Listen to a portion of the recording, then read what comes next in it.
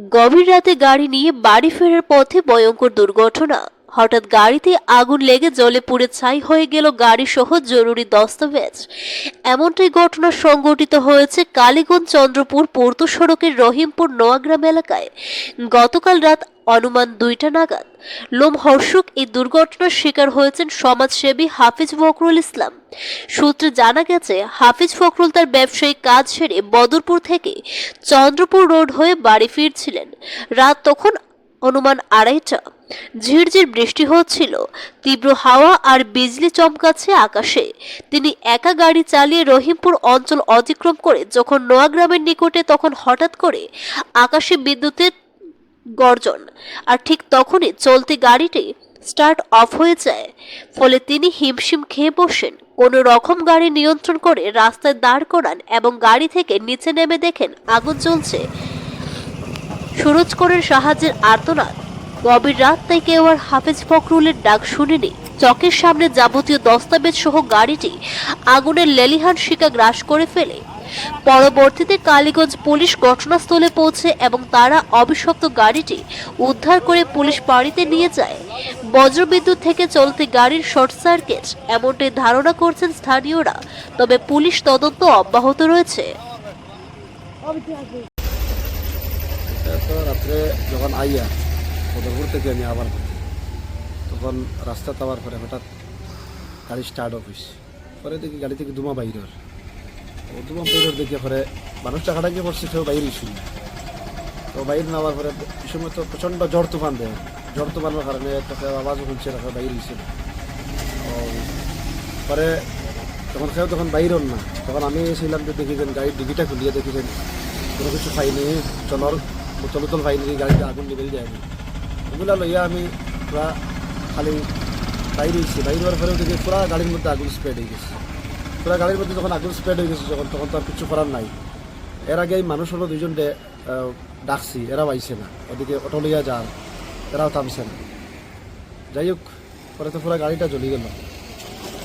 গাড়ির যখন যখন আগুন যখন ধরছে তখন মানুষ আইসুন, ওদিক থেকে চতুর্দিক থেকে মানুষ আইসুন। আর তখন পুরা আগুন যখন একদম মানে পুরা গাড়ি আগুনে স্প্রেড করে দিছে। তখন আমি তখন মানে আমার গাড়ির মধ্যে কিছু নথিপত্র আছে, ওগুলা তখন ভিতরে থেকে আনার চেষ্টা করছি। আর কিন্তু চেষ্টা করিও তখন আর সফল হইতাম পারছি না, বার করতাম পারছি না নথিপত্রগুলা।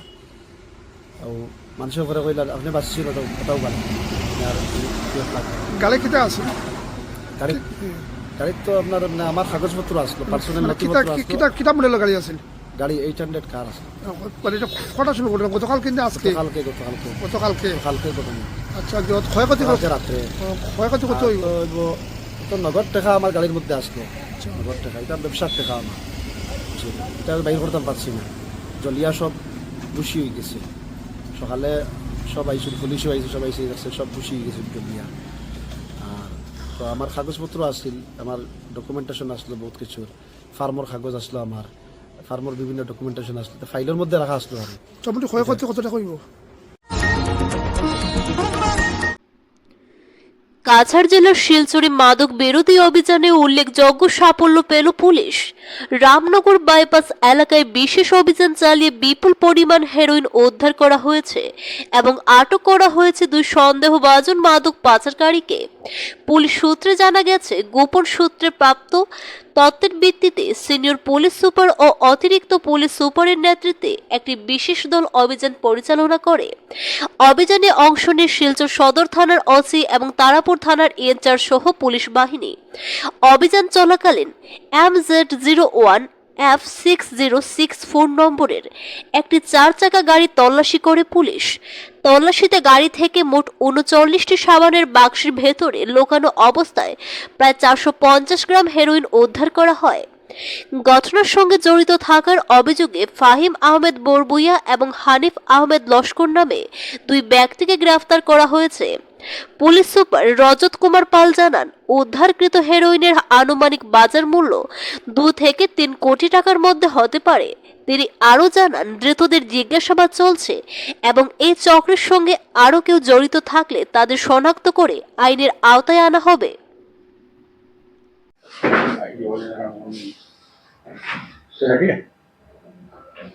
सर कल कुछ ड्रग्स पकड़ा गया, उसका डिटेल्स थोड़ा बताइए। कल यानी 21 अप्रैल 2026 को हमें एक गुप्त सूत्र के जरिए एक खबर प्राप्त हुआ जिसमें एक गाड़ी था जो कि नेबरिंग स्टेट से ढुलाई एरिया होते हुए सिलचर की तरफ आ रहा था, जिसको हमने सिलचर बाईपास के पास जब पकड़ा तो उसके अंदर 2 व्यक्ति थे। और जब उस गाड़ी का अच्छे से तलाशी लिया गया तो उसके अंदर हमें 39 सोप केस बरामद हुए, जो कि उसमें गाड़ी को मॉडिफाई करके गाड़ी का चेसिस के अंदर में अच्छे से बांध के उसको छुपा के कंसील्ड वे में ले जाया जा रहा था। तुरंत ही गाड़ी को इंटरसेप्ट करने के बाद उसको हमने इंडिपेंडेंट विटनेस के सामने उसको सीज़ किया, और जैसे ही उसमें से जो सामान मिला उसमें जो पाउडर रूपी वस्तु जो थी, जो कि सस्पेक्टेड हीरोइन है, जब उसे ड्रग डिटेक्शन किट से टेस्ट किया गया तो वो पॉजिटिव रिजल्ट फॉर हीरोइन दिखाया गया। और सीजर होने के बाद ये टोटल इसका वजन निकला है 456 ग्राम, 456 grams of heroine in 39 soap cases, और जिसका ब्लैक मार्केट में वैल्यू होगा लगभग 2.3 CR। और ये जो 2 व्यक्ति हैं जिनको पुलिस की हिरासत में ले लिया गया है, इनका नाम है फ़हीम अहमद बोरभुइयाँ और हनीफ अहमद लश्कर। ये दोनों सिलचर PS के अंदर एरिया के कुछ गांव के रहने वाले हैं, और दोनों के अगेंस्ट में NDPS एक्ट के धाराओं के अंतर्गत केस रजिस्टर किया गया है और आगे की कार्रवाई जारी कर दी गई है। तो जो है उसको सीज कर लिया गया है, जिसका नंबर है MZ01F6064। सर इनका पास्ट रिपोर्ट है तो इसलिए हम उस पर अभी कमेंट नहीं करेंगे क्योंकि केस अभी अंडर इन्वेस्टिगेशन है। कुछ भी और मिलने से और इनसे बैकवर्ड और फॉरवर्ड लिंकेज ये लोग कहाँ सामान देने वाले थे और कहाँ से लाए थे, उस पर अभी इन्वेस्टिगेशन जारी है। एक अगर जो आदमी जो आप बोल रहे हैं जो पहले से जेल खाटा हुआ है, तो उसको अच्छे से हमें इंटरोगेशन करना है, और क्योंकि वो एक जरिया हो सकता है कि जो हमें बताए कि एक्चुअली में ये নারী শক্তি বন্ধন সংশোধনী বিধেয়ক 2026-এর বিরোধিতায় সরকার ও বিরোধী দলগুলোর নেওয়া অবস্থানের তীব্র সমালোচনা করলেন শ্রীভূমি জেলা বিজেপির মহিলা কর্মীরা। আজ শ্রীভূমি জেলা বিজেপি কার্যালয়ে আয়োজিত এক সাংবাদিক সম্মেলনে এই বিষয়ে সরব হন দলের নেত্রী ও কর্মীরা। সম্মেলনে জেলা বিজেপির সভাপতি বলেন, এই বিল নারীদের ক্ষমতায়ন ও সামাজিক সুরক্ষার জন্য অত্যন্ত গুরুত্বপূর্ণ, অথচ কিছু রাজনৈতিক দল স্বার্থান্বেষী মনোভাব নিয়ে এর বিরোধিতা করছে, যা অত্যন্ত দুঃখজনক ও নিন্দনীয়। তিনি আরও অভিযোগ করেন, বিরোধী দলগুলি রাজনৈতিক উদ্দেশ্য প্রণোদিতভাবে এই বিলকে বাধাগ্রস্ত করার চেষ্টা করছে এবং এর ফলে নারীদের উন্নয়নের পথে প্রতিবন্ধকতা তৈরি হচ্ছে। সাংবাদিক সম্মেলনে উপস্থিত মহিলা কর্মীরা একযোগে এই বিলের পক্ষে সমর্থন জানান এবং যারা এর বিরোধিতা করছেন তাদের অবস্থানের তীব্র প্রতিবাদ করেন। তারা জানান, নারী শক্তির বিকাশে এই ধরনের আইন অত্যন্ত জরুরি এবং তা দ্রুত কার্যকর হওয়া উচিত। আমাদের প্রিয় প্রধানমন্ত্রী নরেন্দ্র মোদীজির নেতৃত্বে ভারতীয় জনতা পার্টি তথা সহযোগী NDA সংসদে যে বিল নিয়ে এসেছিলেন নারীদের জন্য, যে নারী সংরক্ষণ সংশোধন বিল, সেই বিল সংসদে উপস্থাপন হয়েছে। আমাদের ভারতীয় অন্যান্য যে রাজনীতির দলরা আছে তাদের যে ভূমিকা, এই ভূমিকাকে আমরা ভারতীয় জনতা পার্টির তরফ থেকে ধিক্কার জানাই।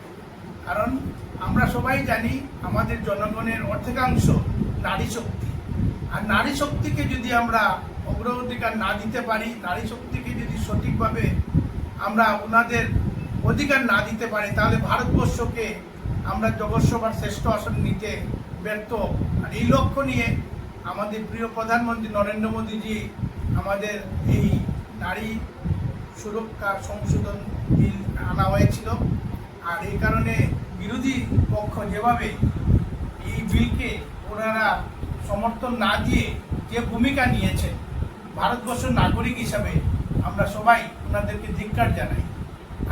নির্বাচনে মহিলার সংরক্ষিত আসন যাতে প্রস্তাবিত করা যায়, তার দেরি প্রেক্ষাপটে আমাদের প্রধানমন্ত্রী শ্রী নরেন্দ্র মোদীজির নেতৃত্বে আমাদের লোকসভাতে এই বিল উত্থাপিত হয়েছিল। আপনারা সকলেই অবগত আছেন যে মহিলাদের যাতে নারী শক্তি যাতে এগিয়ে যায়, এর জন্য আমাদের বিজেপি সরকার বা আমাদের গৃহমন্ত্রী প্রধানমন্ত্রী সবাই চেষ্টা চালিয়ে গিয়েছিলেন যাতে আগামী লোকসভার নির্বাচনে আমাদের প্রত্যেক রাজ্যের যাতে 50% মহিলা সংরক্ষণ বিল যাতে পাস করে আমরা মহিলাদের লোকসভা এবং এমপি ইলেকশনে সিট বাড়ানো যেতে পারে, সেই জন্যই এই বিল প্রস্তাবিত হয়েছিল। কিন্তু দুর্ভাগ্যবশত আমাদের বিরোধী পার্টিরা এই প্রস্তাবকে অবমাননা করে নারী জাতির প্রতি একটা অসম্মান দেখালেন। আমার একটাই বক্তব্য, যদি এই বিলটি প্রস্তাবিত হয়েছিল, এটা যদি পাস হতো তাহলে প্রত্যেক রাজ্যের সিট বাড়ত। সিট বাড়লে প্রত্যেক রাজ্যের ক্ষেত্রে আরও উন্নতির দিক খুলে যেত। যদি এই বিল পাস হতো তাহলে মহিলারাও সশক্ত হয়ে আমাদের দেশের জন্য এগিয়ে আসতে পারে। আর এটার বিরোধিতা করে ওনারা শুধু নারী জাতিকে প্রমাণ করেননি, আমাদের নারীর অস্তিত্বকে নিয়েও ওনারা একটা প্রশ্ন চিহ্নের মুখে দাঁড়িয়ে আছে। নারীরা সব ভুলে যায়, কিন্তু তাদের অবমাননা কেউ করলে এটা কোনোদিনও স্বীকার করা যায় না। আমাদের প্রধানমন্ত্রী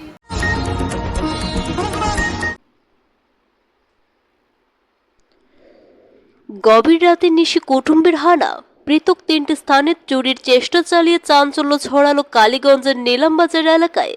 খণ্ড উন্নয়ন আধিকারিক অর্থাৎ বিডিও কার্যালয়ের একেবারে সামনে দুঃসাহসিক এই চুরির ঘটনাটি ঘটে।